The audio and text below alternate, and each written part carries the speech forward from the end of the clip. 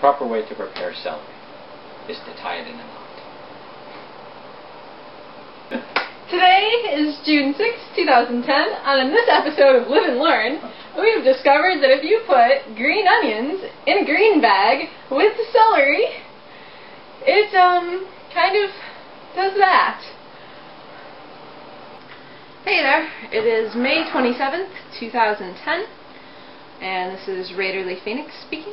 And I was like, well, I do have this half pineapple and I do have this kiwi. Scrubbed the outside of the kiwi with some produce wash, rinsed it off, and then I ate the kiwi with the skin on it, the pineapple, and I ate maybe 4 half slices, and I feel so energized. I'm bouncing off the walls. I just want to get up and jump. By the way, I know I should not be drinking out of a can, but I'm still transitioning, but I'm feeling so much better, and I just wanted to document that. Hello, it is June 2nd, 2010. I have started an indoor garden. Over here, you see the beginnings of my indoor garden. Let's come take a look, okay? Mushrooms!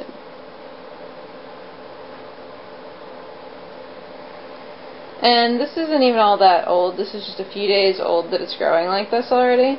So that's pretty darn awesome.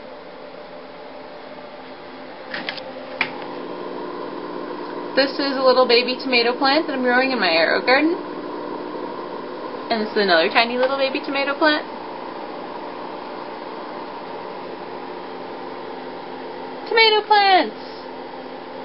And here we have some basil growing, which I'm actually about to go put on the balcony so I can get some sunlight. The sooner you eat it from the time that it's picked, the more enzymes and nutrition that's going to be in it. I mean, if you pick a flower and then you watch that flower, how long is it going to take before it wilts? Well, basically, that's, your food is wilting. You may not be able to see it wilting because we, refrigerate it, we put it in a green bag, we keep it cold, we chop it up, we put a preservative on it or in it or whatever, or we cook it, and all these things make it appear the same, but it's still a corpse. The life inside it is either dead or dying. The moment you pick something, it's dying. I want to eat something that's alive, so here we have some things that are growing so that I can eat a few things that are alive. Hey, it is June 4th, 2010, and this is Raederle Phoenix speaking.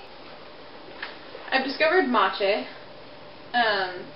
which is much more mild than a lot of greens. It's not as terribly bitter. So this has been the base of a lot of my salads. Today I made an egg salad with matcha and avocado. I got this olive oil. I'm so happy with it.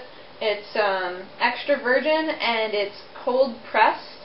And at temperatures below 98.5, so this is a raw, kosher, extra virgin olive oil, Napa Valley Naturals, and it's absolutely delicious.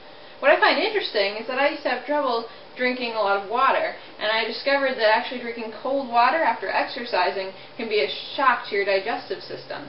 And I started realizing when I drank water at room temperature, I didn't feel nauseous anymore.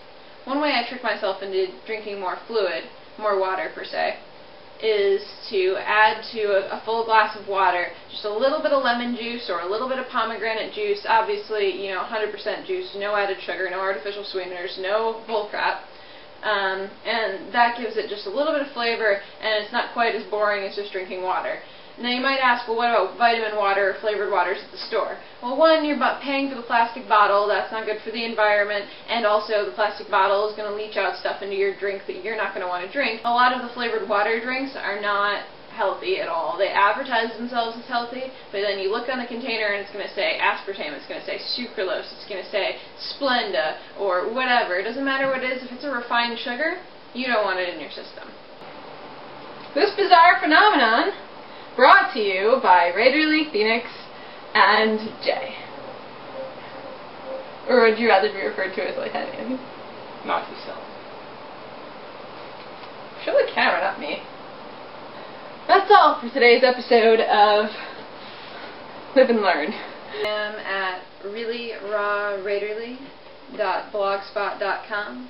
Raederle is spelled R-A-E-D-E-R-L-E, and that is my first name, really seriously, on my birth certificate, no kidding.